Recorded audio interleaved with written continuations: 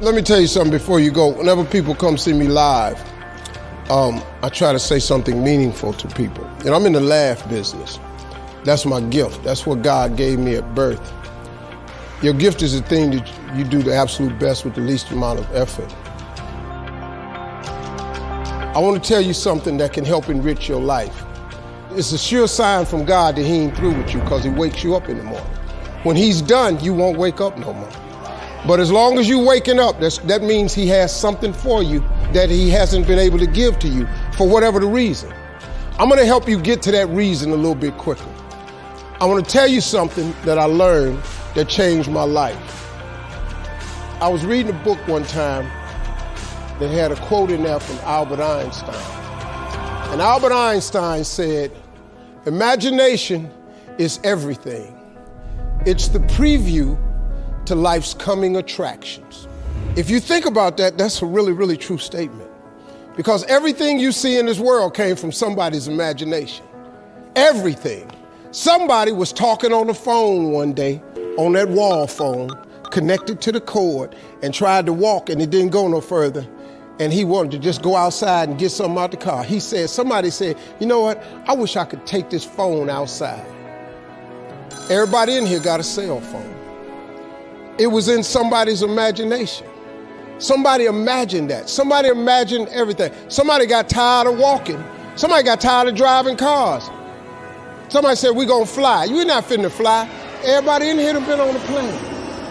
See, your imagination is the evidence of things not seen. You know why they call it the evidence of things not seen? Your imagination, you're the only one who can see it.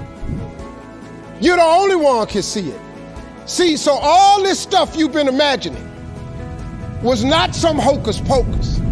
When you imagine stuff, it's actually God showing you a preview of a coming attraction he has for you.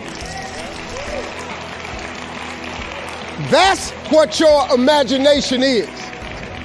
Why do you keep imagining yourself with a second home? Because God wants you to have a second home. Why do you keep imagining yourself in a supervisory capacity on another job? Because God really wants you to have that. Why you keep dreaming of opening a business one day? That's because that's what God really got for you. And he put it in your imagination. The problem with your imagination, though, is you tell it to the wrong people. If you want to kill a big dream, tell it to a small-minded person. You can't, oh man. Think about this in your life. How many times have you had this really incredible idea and you took it to your family and your friends? You shared it with them and they shot it down. You know why they shot it down? Because they couldn't see it. Because God didn't put it in their imagination, he put it in yours. It was your evidence of things not seen. See, all this stuff you've been imagining, you ought to start working on it. Because that's what God really got for you. Your real life is in your imagination. I'm here to tell you that. You think I'm here by accident? I'm here because he put this in my imagination when I was 10. When I was 10, he showed me I was going to be on TV. That's all I ever wanted. The assignment when I was in the 6th grade was everybody write their name on a piece of paper and write what you want to be. You know what I wrote on my paper? I want to be on TV. Now, the problem I had, though, was I used to suffer with a serious stuttering problem. I couldn't talk outside my house. I stuttered for years. I flunked out of school. I'm on my 3rd marriage. I lost everything I ever owned twice. I've been homeless and lived in a car for 3 years. But at 10, though, I wrote on a piece of paper, I want to be on TV. So the teacher went around the room and read everybody's paper. She had you stand up when she called your name. And the only assignment was your name and what you want to be. Doctor, lawyer, dentist, basketball player, football player. I wrote I want to be on TV. She saved me for last. She said, "Little Stevie, come to the front." Now I'm thinking, I'm going to the front because I got the best answer. Because ain't nobody had put that on their paper. She called me to the front. I'm thinking I'm finna give me a gold star. But I was wrong about that. She called me to the front to humiliate me. First of all, you know I can't talk.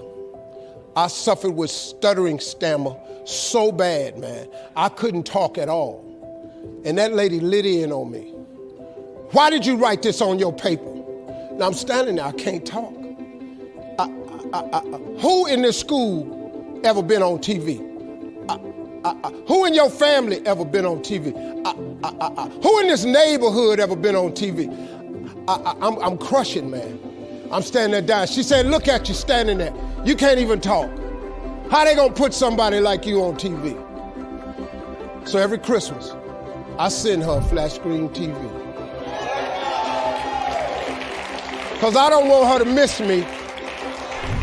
I do not want her to miss not now episode of me. Because I wanted her to see what God had done for me. The fact that you couldn't see it, it wasn't for you to see. He put it in my imagination. But after 3 years of homelessness, losing everything I ever owned twice, suffering through flunking out of school, go home and cut your TV on. That little boy with the stuttering problem, he all over that TV. You can't cut your TV on. You can't cut your TV on not now day of the week and you don't see that little boy. That little boy with the stuttering problem is all over that TV because God put it in my imagination. All I did was hang on to that thought. I just kept hoping. I just kept hoping that what I had wrote on the paper would come true. A lot of times it wasn't about no faith. I didn't believe it sometimes. When you homeless and living in a car, how you see yourself as a TV star? But I just kept hanging on there. Because my mama was a Sunday school teacher. I kept hearing her say, God